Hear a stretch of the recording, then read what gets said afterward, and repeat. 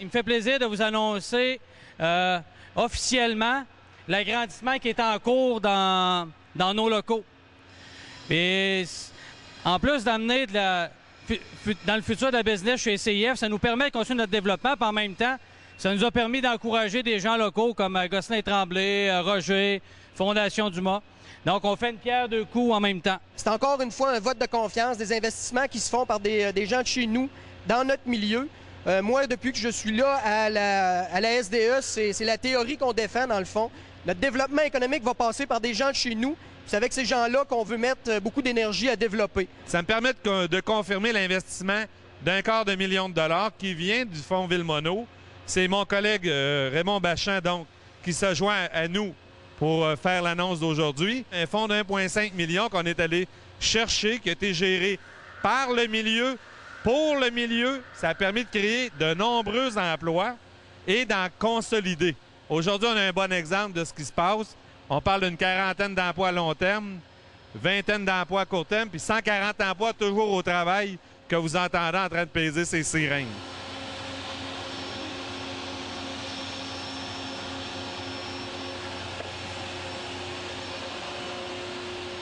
Les agrandissements cette année sont de l'ordre de 10 000 pieds carrés. Au cours du présent exercice, CIF investit 1 250 000 pour mettre en place les infrastructures de base qui permettront de graduellement doubler la capacité de production de la fonderie. Dans cette phase, nous continuons également la conversion à l'induction électrique pour la fusion de l'aluminium. Au cours de l'exercice suivant, une autre phase d'investissement est également prévue pour faire suivre le reste des infrastructures de l'usine, finition, usinage, avec l'augmentation de la capacité de la fonderie. Un des éléments qui est intéressant dans l'investissement actuel, c'est que nous autres, quand je suis arrivé chez CIF, on était tous à la fusion avec de l'huile à chauffage, ni plus ni moins. Graduellement, on a trouvé des technologies pour se convertir à l'induction électrique. Puis aujourd'hui, dans le cadre de cet agrandissement-ci, on rajoute 2 autres fournaises à induction électrique.